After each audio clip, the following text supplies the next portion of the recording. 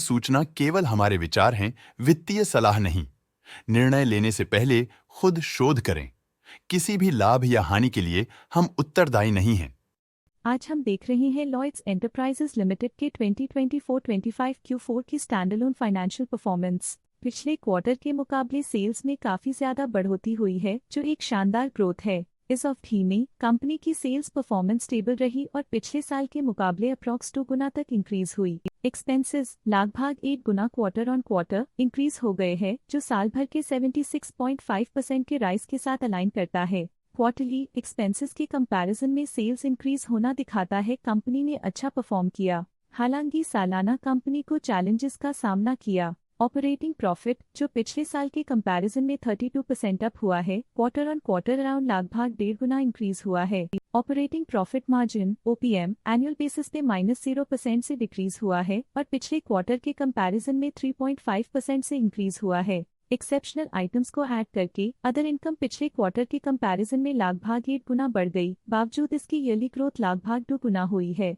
Interest expenses पिछले quarter से लगभग 15 गुना अप हुआ, लेकिन ईयर ओवर ईयर इंक्रीज लगभग 33 गुना हुआ है। डिप्रिशिएशन कॉस्ट में 33% का क्लाइम देखने को मिला और ईयरली बेसिस पे 50% का इंक्रीज देखा गया। Profit before tax annually -30% decrease हुआ, लेकिन प्रोसीडिंग क्वार्टर से लगभग 15 गुना बढ़ा है। इस साल कंपनी ने 20% टैक्स पे किया और क्वार्टरली कंपनी ने 49.5% टैक्स पे किया है। नेट प्रॉफिट ने ईयर ऑन ईयर -55.5% का डिक्लाइन दिखाया, लेकिन लास्ट क्वार्टर से लगभग 14 गुना का इंक्रीज हुआ है। इस क्वार्टर में कंपनी का परफॉर्मेंस काफी अच्छा रहा। वहीं अगर एनुअल एनालिसिस की बात करें तो साल के दौरान कंपनी का परफॉर्मेंस अच्छा नहीं रहा। नेगेटिव नेट प्रॉफिट का मतलब है कि कंपनी प्रॉफिट के कंपैरिजन में नुकसान उठा रही है। अर्निंग्स पर शेयर EPS में ईयरली -67% का डिक्रीज देखा गया। लॉयड्स एंटरप्राइजेज लिमिटेड के फाइनेंशियल स्नैपशॉट को रिव्यू करते हुए कुछ मुख्य ट्रेंड्स सामने आए हैं, जो कंपनी की परफॉर्मेंस पे रोशनी डालते हैं।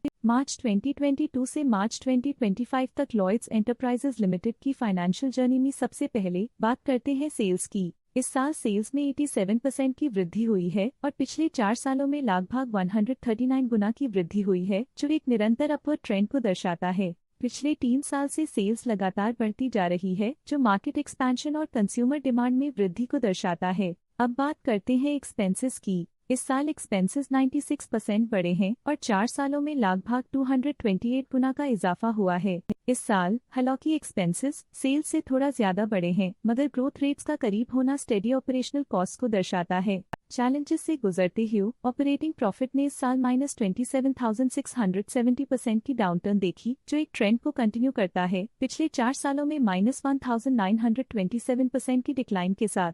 एक वृद्धि के बाद पिछले 2 सालों से ऑपरेटिंग प्रॉफिट गिर रहा है, जो कुशलता बनाए रखने में चैलेंजेस को दर्शाता है। कठिन दौर से गुजरते हुए नेट प्रॉफिट में इस साल -77% की गिरावट आई है, जो पिछले 4 सालों में -89% की गिरावट के साथ चुनौती पेश करता है। इस साल EPS में -75.5% की कमी के बावजूद लंबी अवधि में देखा जाए तो 106% की मजबूत वृद्धि हुई है। इस साल EPS में कमी आने के बावजूद पिछले सालों की ग्रोथ कंपनी की मजबूत ओवरऑल परफॉर्मेंस को अंडरलाइन करती है। चलिए अब बात करते हैं शेयर होल्डिंग पैटर्न की। लॉयड्स एंटरप्राइजेज की शेयर होल्डिंग रिपोर्ट्स कुछ इस प्रकार की हैं, जो अननोन 2025 के तक चलता है। ये रिपोर्ट कंपनी के शेयर्स की डिटेल्ड जानकारी देता है, जिसमें promoters, promoter groups, foreign investors, public investors और सरकारी एंटिटीज शामिल हैं। पब्लिक द्वारा हेल्ड शेयर्स का परसेंटेज 25.85% से इंक्रीज होकर 2025 के में 25.89% तक का इंक्रीज से देखा गया।